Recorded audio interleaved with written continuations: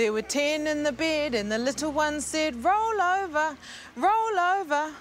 To most families, it's just a well-known nursery rhyme, but to the family who lived here, the rhyme came true.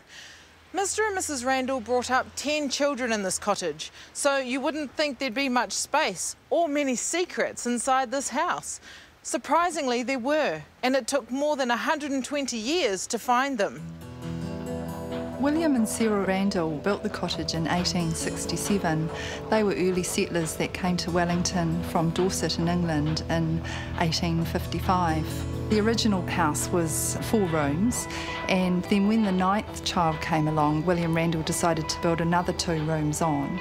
So when the 10th child was born in 1877, it was a 6-room house, quite big for Wellington standards at the time. Descendants of the Randall family bought the cottage in 1994 and set about restoring it to its original condition.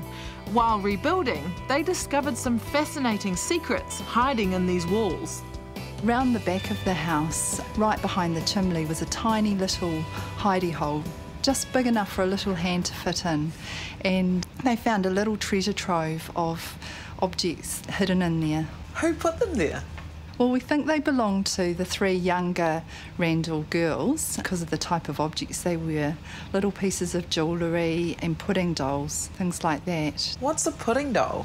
Oh, well, a pudding doll is a little porcelain doll that was baked into Christmas puddings, and it was good luck if you found the pudding doll. Lynette, why do you think the girls would have stashed these toys away?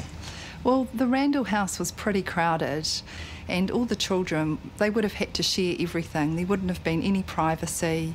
They had to share all their toys, and we think that the girls probably just wanted this little stash of treasures to be hidden away just for them. Some of these other objects that we found were found in other parts of the house. We think that these toys belonged to the little boys rather than the girls. There was a little fishing line, and there was a little handmade boat.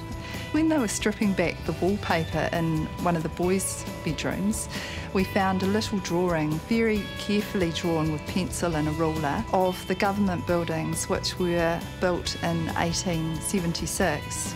We think that the drawing was done by young Dick, who was aged about 10 at the time, and they would have had a huge impression on him because it was a massive building. It would have been the biggest building he would have ever seen, and even now it's the largest wooden structure in the Southern Hemisphere.